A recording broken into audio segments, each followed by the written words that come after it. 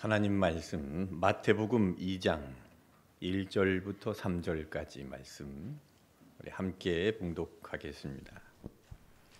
헤롯 왕 때에 예수께서 유대 베들레헴에서 나시매 동방으로부터 박사들이 예루살렘에 이르러 말하되 유대인의 왕으로 나신 이가 어디 계시냐?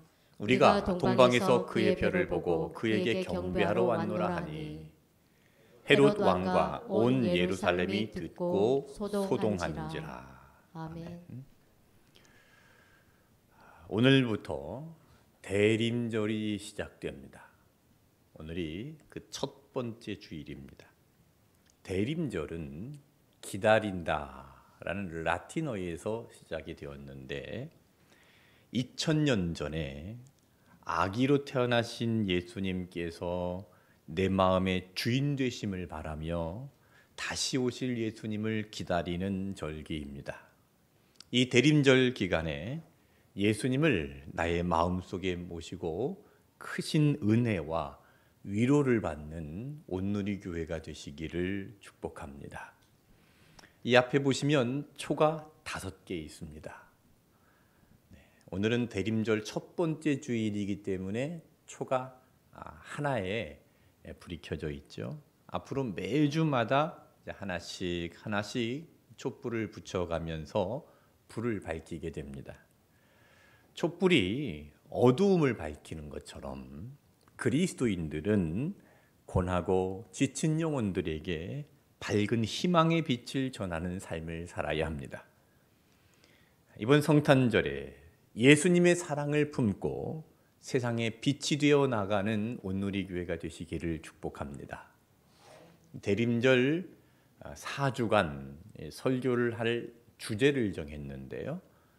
예수님을 만날 준비된 사람이라는 주제를 정했습니다. 그리고 매주마다 이제 시리즈로 이제 설교를 하겠습니다.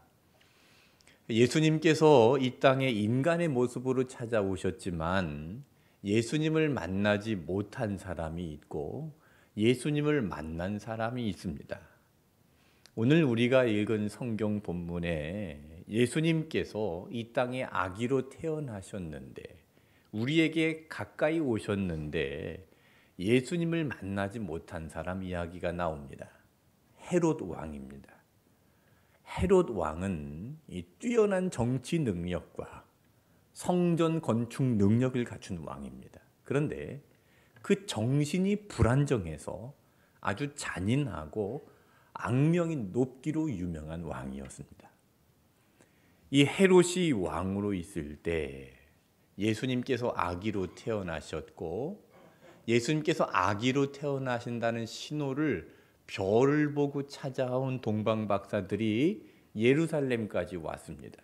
그런데 갑자기 별이 보이지 않아서 이 박사들이 헤롯이 있는 왕궁으로 들어가서 헤롯에게 묻습니다.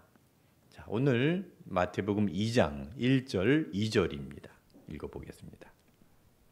헤롯 왕 때에 예수께서 유대 베들레헴에서 나시매 동방으로부터 박사들이 예루살렘에 이르러 말하되 유대인의 왕으로 나신 이가 어디 계시냐? 우리가 동방에서 그의 별을 보고 그에게 경배하러 왔노라 하니.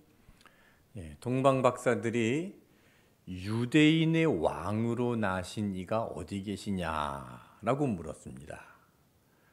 여기서 말하고 있는 유대인의 왕은 그냥 보통 왕이 아닙니다. 구약 성경에서부터 약속하신 메시아입니다. 유대인들은 지금까지 많은 예언자들을 통해서 예언되어 있었던 메시아를 기다리고 있었습니다. 동방 박사들이 유대인의 왕, 메시아, 만왕의 왕이 어디 계시냐라고 물었는데, 자, 이 질문에 헤롯 왕이 어떤 반응을 보입니까? 3절 말씀 보겠습니다. 헤롯 왕과 온 예루살렘이 듣고 소동한지라 그랬습니다. 유대인의 왕으로 나신 이가 어디 계시냐 하는 이 이야기를 듣고 반응이 어땠습니까? 소동하였습니다. 여기 소동하다라는 이 말씀의 헬라어의 원어의 뜻을 살펴보면 선동하다라는 뜻을 가지고 있습니다. 그러니까 헤롯 왕과 예루살렘 그 사람들이 지금 마음이 복잡하고 마음이 혼란스럽고 그 두려움 속에서 요동치고 있는 겁니다. 자, 헤롯 왕이 그리고 예루살렘 백성들이 왜 이렇게 마음이 요동하고 소동이 일어났을까요? 왜 마음이 발칵 뒤집혀져 있을까요?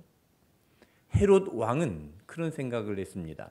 내가 왕인데, 내가 지금 왕인데 유대인의 왕이라니, 메시아라니, 아니 지금까지 수백 년 동안을 기다렸는데 지금까지 오시지 않다가 왜 내가 왕일 때 오시냐고, 왜 지금 오셨냐고. 헤롯 왕은 권력에 대한 집착이 강했습니다. 그래서 유대인의 왕으로 메시아로 태어나신 예수에 대해서 아주 심각한 도전으로 받아들였고 자신의 위기로 받아들였습니다. 자, 마태복음 2장 4절을 보십시오. 왕이 모든 제사장과 백성의 서기관들을 모아 그리스도가 어디 계시느냐라고 물었습니다. 자, 헤롯 왕이 예수를 그리스도라고 했습니다. 그리스도라는 것은 메시아라는 뜻입니다. 그러니까 헤롯 왕도 아기 예수를 메시아로 인정하고 있다는 것입니다.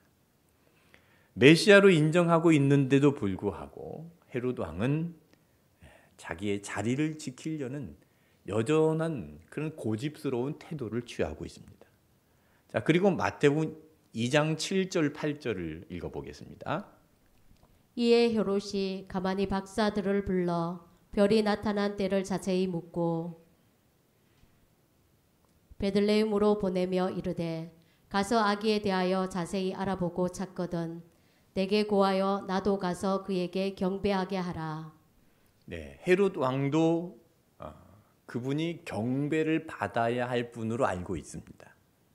그래서 나도 가서 경배하게 하라. 말은 그렇게 해놓고 마음속으로는 지금 다른 생각을 하고 있는 것이죠. 내가 왕인데 이 자존심과 편견으로 자신의 자리를 내어주기가 싫었습니다. 그래서 헤롯은 예수님을 만나지 못했습니다. 자, 이 이야기가 헤롯 왕의 이야기이지만 성경에 기록된 모든 이야기는 결국 모든 인간들의 이야기라고 할 수 있습니다.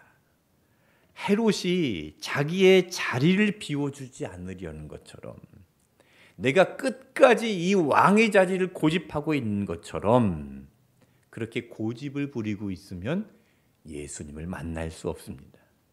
기득권과 자존심을 내려놓지 않으면 예수님을 만날 수 없습니다.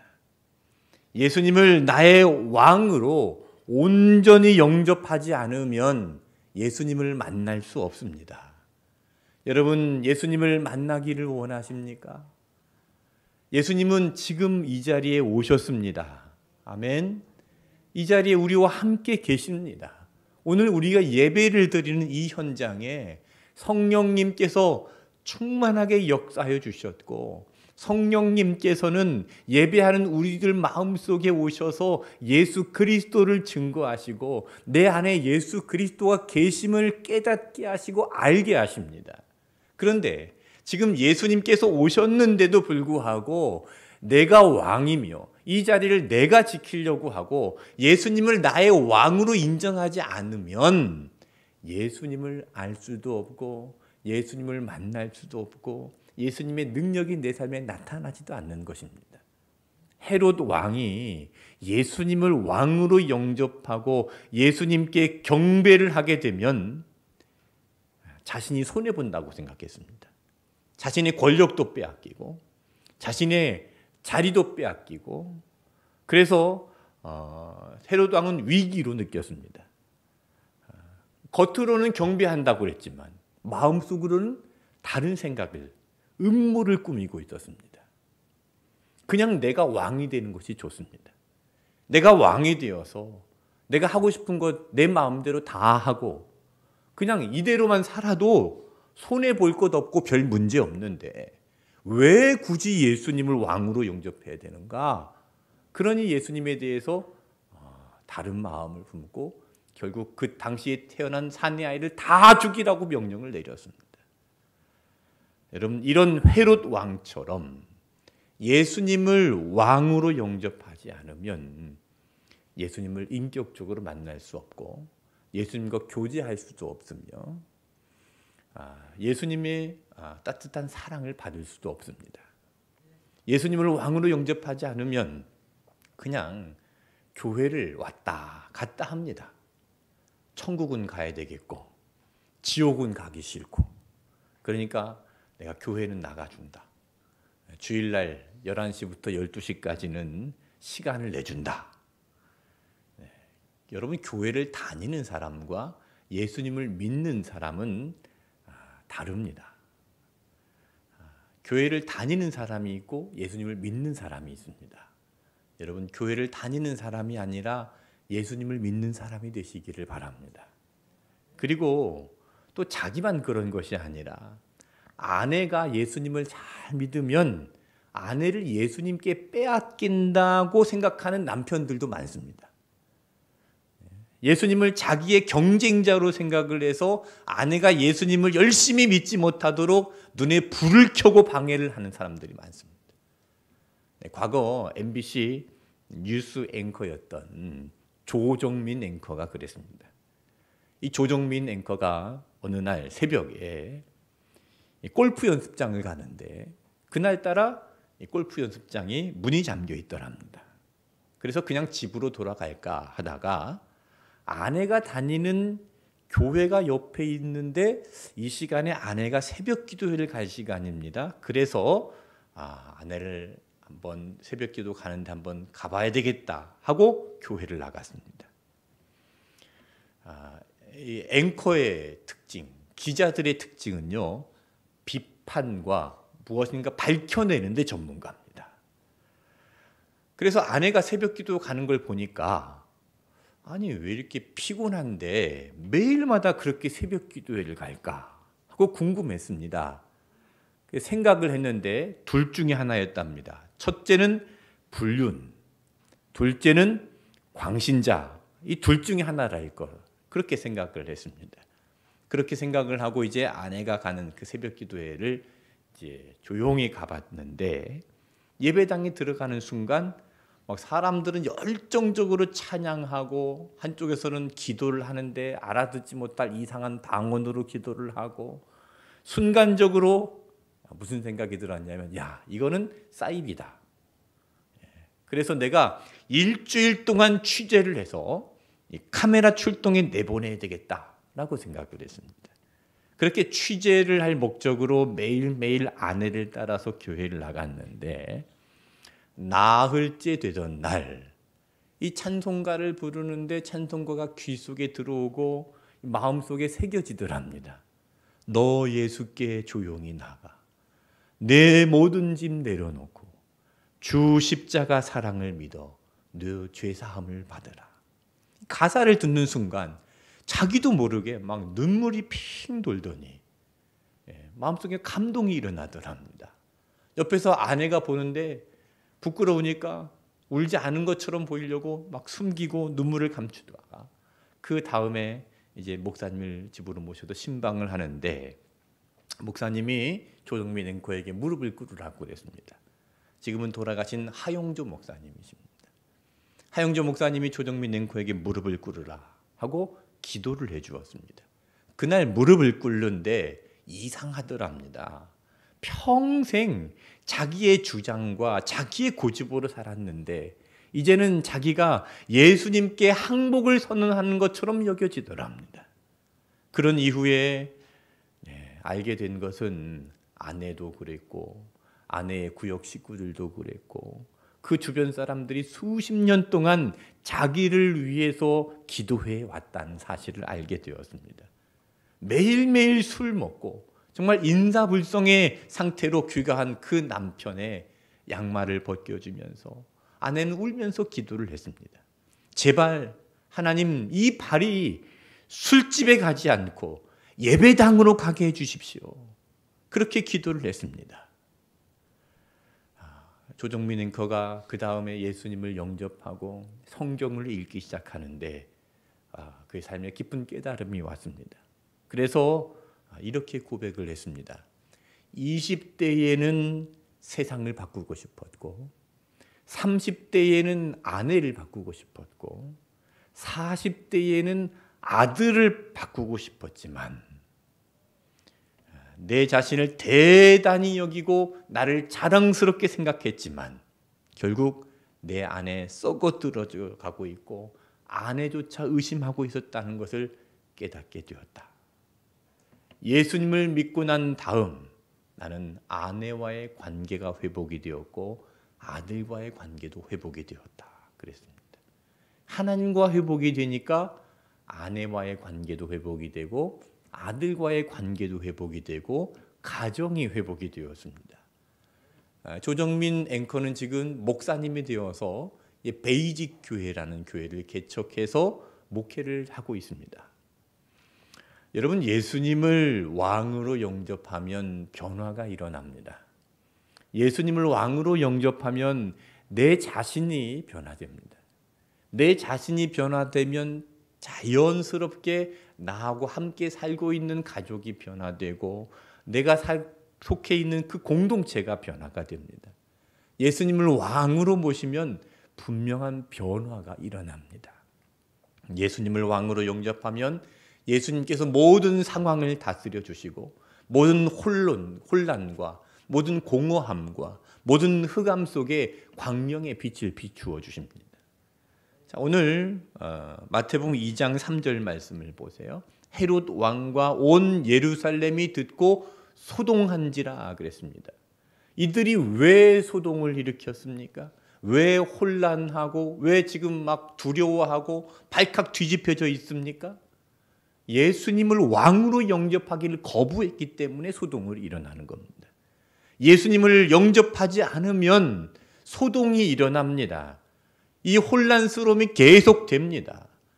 한 나라에 왕이 2명이면 어떻게 되죠? 나라는 하나인데 그 나라의 왕이 2입니다. 그러면 그 나라는요, 내전입니다. 누가 진짜 왕이냐 하고 매일매일 싸우고 소동이 일어나는 겁니다. 예수님께서 왕으로 오셨는데 내가 왕이라고 주장하니까 소동이 일어나는 겁니다. 사랑하는 온누리 성도 여러분, 대림절을 맞이해서 우리 자신이 왕이 되어 있는 나의 왕국을 헐어버리고 예수님을 왕으로 영접하시기 바랍니다. 예수님께서 왕이 되시면 소동이 끝납니다. 전쟁이 끝납니다.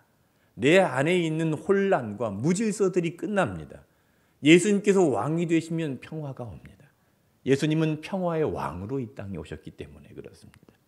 예수님으로 평화를 누리고 예수님을 왕으로 영접하여 예수님께서 주시는 풍성함과 평화와 승리를 맛보는 온누리 교회가 되시기를 축복합니다.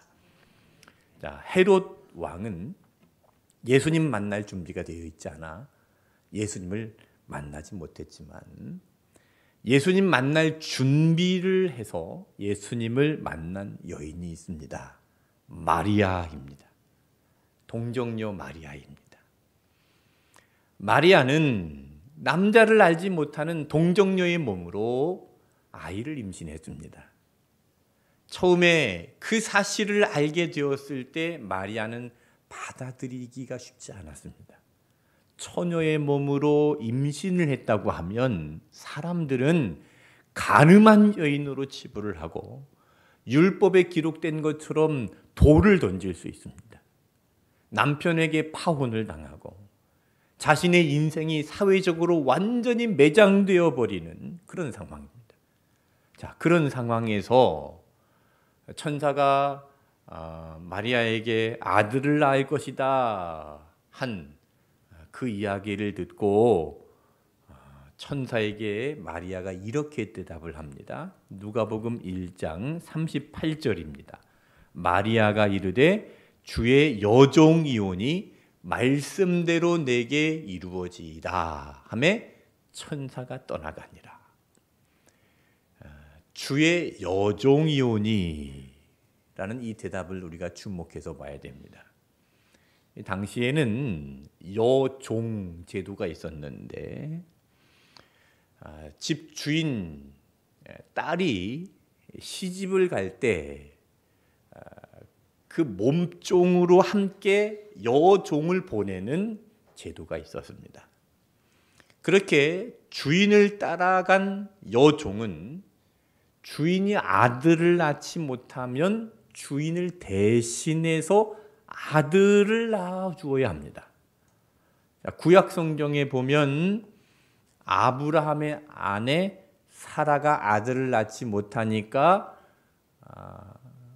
여종이었던 하갈을 통해서 아들을 낳게 되었죠.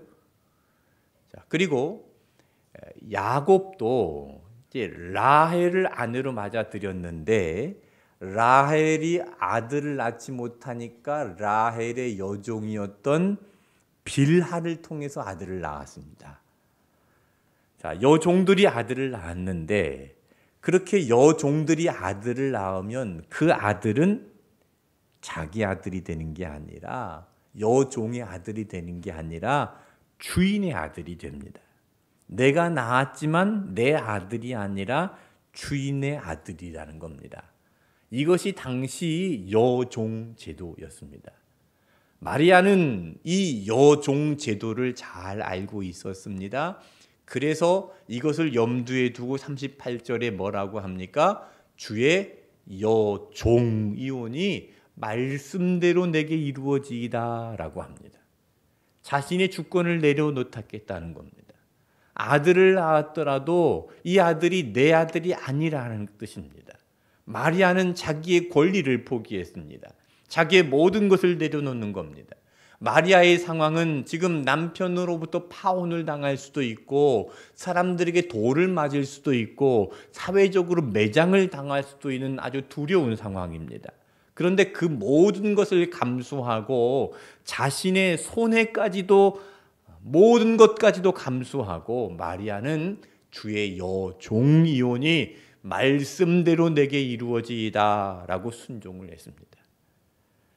자기의 몸으로 그렇게 예수님을 품었고 예수님을 낳았습니다. 자, 마리아의 인생이 망했습니까? 마리아가 파혼을 당했습니까? 마리아가 돌에 맞았습니까? 마리아가 사회적으로 매장을 당했습니까? 마리아는 파혼을 당하지도 않았고 돌에 맞지도 않았고 사회적으로 매장당하지도 않았습니다. 하나님께서 지켜주신 것입니다. 그 모든 관계 속에 오해를 하나님께서 다 풀어주십니다. 그 남편 요셉에게도 찾아가셔서 요셉도 설득시켜 주시고 요셉도 받아들이게 하셨습니다. 마리아가 한 게 아닙니다. 하나님께서 천사를 보내서 요셉을 그렇게 설득시켜 주셨습니다. 하나님께서 주변에 있는 모든 상황들을 정리해 주시고 마리아를 지켜주신 것입니다. 마리아가 처음엔 불안했고 두려웠지만 하나님께 온전히 맡길 때 하나님께서 그 모든 것을 정리해 주시고 주관해 주셨습니다. 누가복음 1장 37절을 보세요. 대저 하나님의 모든 말씀은 능하심이 없느니라. 마리아에게 아들을 낳을 것이다 라는 소식을 전해준 천사가 한 말입니다. 지금 두려워하고 있는데 하나님의 모든 말씀은 능하지 못하심이 없다. 두려워하지 말아라. 마리아는 이 말씀을 믿고 38절에 주의 여종이오니 말씀대로 내게 이루어지이다 하니까 천사가 그때서야 떠나갔습니다. 능하지 못하심이 없는 하나님 말씀으로 마리아의 인생을 망하게 놔두지 아니하시고 오히려 마리아를 존귀하게 만들어 주셨습니다. 지난 2000년 동안 마리아의 이름이 얼마나 존귀하게 불리게 되었습니까?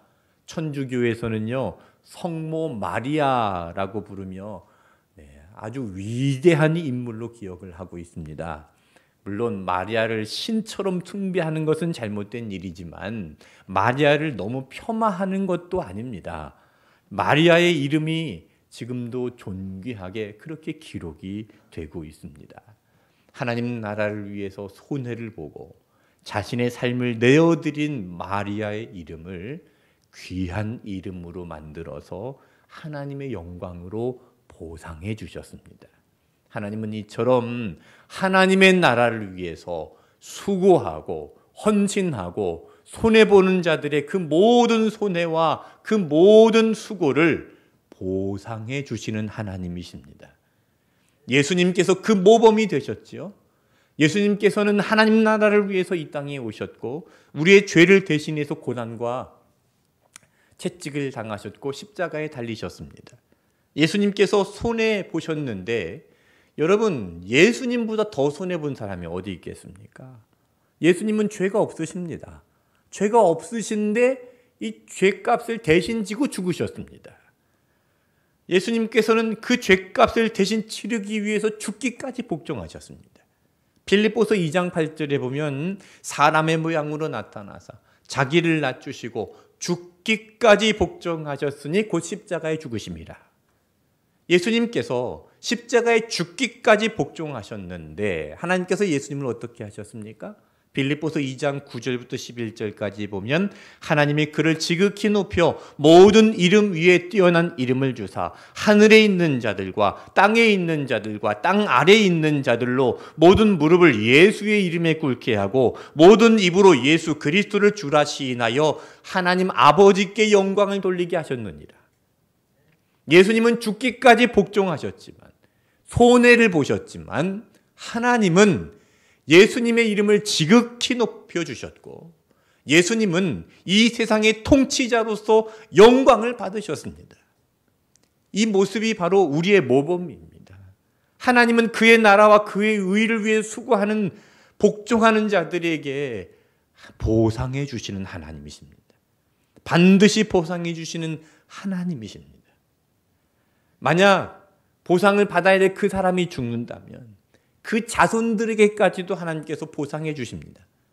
이스라엘 백성들이 출애굽을 할 때 하나님께서 어떻게 보상하셨는지 출애굽기 11장 2절 3절 말씀 읽어보겠습니다. 백성에게 말하여 사람들에게 각기 이웃들에게 은금 패물을 구하게 하라 하시더니 여호와께서 그 백성으로 애굽 사람의 은혜를 받게 하셨고 또 그 사람 모세는 애굽 땅에 있는 바로의 신하와 백성의 눈에 아주 위대하게 보였더라. 네, 그러니까 하나님께서 출애굽을 하고 있는 그 백성들에게 무엇을 하라고 하십니까? 이웃들에게 은금 패물을 구하게 하라 하셨습니다. 자, 이스라엘 백성들은 지금 400년 동안 애굽에서 노예로 종살이를 했습니다. 네, 임금을 받지 못하고 무임금으로 공짜로 일한 줄 알았습니다. 그런데 출애굽을 할 때 하나님께서 그 모든 것을 다 받으라는 겁니다. 하나님께서 그 선조들이 그 아버지와 그 할아버지와 그 할아버지의 할아버지들이 일한 것까지도 다 마지막에 보상을 해주신 것이죠. 하나님은 이렇게 보상해 주시는 분이십니다. 그 때에서 보상을 받지 못하면 그 다음 때에서라도 보상을 받게 하십니다. 출애굽기 20장 6절에 보면 나를 사랑하고 내 계명을 지키는 자에게는 1000대까지 은혜를 베푸시느니라 그랬습니다. 하나님은 그 후손들에게까지도 은혜를 베푸십니다. 시편 103편 17절 18절 말씀에 보면 여호와의 인자하심은 자기를 경외하는 자에게 영원부터 영원까지 이르며 그의 의는 자손의 자손에게 이르리니 곧 그의 언약을 지키고 그의 법도를 기억하여 행하는 자에게로다 그랬습니다. 하나님은 그 언약을 지키시고 그 법도를 기억하며 행하는 자들을 영원히 기억하시고 그 자손에게까지 상을 베풀어 주시는 분이십니다. 여러분, 하나님은 상 주시는 분이심을 믿으시길 바랍니다. 히브리서 11장 6절에 믿음이 없이는 하나님을 기쁘시게 하지 못하나니 하나님께 나아가는 자는 반드시 그가 계신 것과 그가 자기를 찾는 자들에게 상 주시는 이심을 믿어야 할지니라 그랬습니다. 상 주시는 이심을 믿어야 합니다. 믿음이 없이는 하나님을 기쁘시게 하지 못합니다. 반드시 하나님이 계신 것과 하나님을 찾는 자들에게 상 주시는 이심을 믿으십시오. 여러분, 이 세상의 왕들도 역사적으로 보면 자기 나라를 세우는데 수고한 그 헌신한 공신들에게 나중에 보상을 하지 않습니까? 하물며 하나님께서 하나님 나라를 위해서 수고한 주의 백성들을 여러분 잊어버리시겠나요? 반드시 보상해 주십니다. 하나님의 나라와 하나님의 의를 위해 수고한 모든 백성들에게 그 모든 것을 더해 주십니다. 하나님 나라를 수고하고 그 나라 때문에 혹시라도 손해를 본 자들이 있다면 하나님께서 그 손해를 반드시 보상해 주십니다. 예수님을 영접하고 예수님의 의를 따르는 것이 종종 희생과 헌신을 필요로 합니다. 자신의 편리함과 자신의 안락함을 포기해야 되는 순간들이 있을 수 있습니다. 이런 과정에서 예수님을 온전히 왕으로 영접하면 예수님께서 모든 상황을 주관하십니다. 여러분, 예수님을 믿으십시오. 불안해하지 말고 염려하지 말고 예수님을 믿고 예수님께 맡겨보십시오. 목욕탕에 가면 이런 안내 문구가 있더라고요. 귀중품은 카운터에 맡겨주세요. 맡기지 않은 것은 책임지지 못합니다.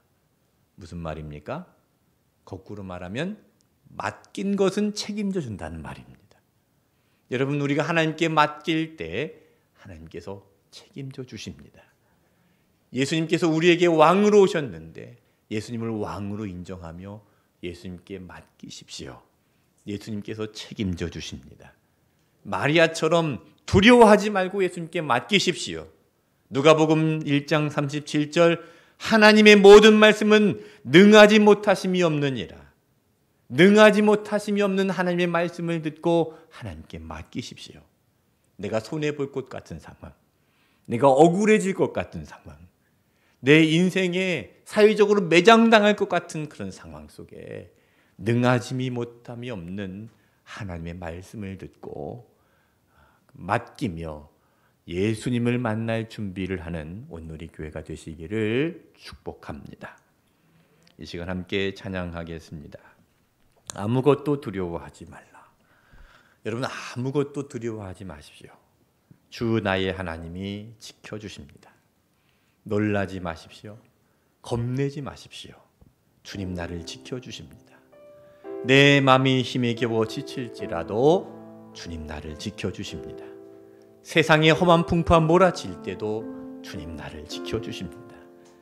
예수님을 영접하고 그 길을 따르는데 고난이 있을 수 있습니다. 희생과 헌신을 필요로 하기도 합니다. 내가 위험한 일을 당할 수도 있습니다. 그러나 예수님이 지켜주십니다. 예수님께서 주관하십니다. 불안해하지 마시고 우리의 왕으로 이 땅에 오신 예수님을 나의 왕으로 모시며 모든 것을 맡기시기를 바랍니다. 찬양하겠습니다. 아무것도 두려워 말라.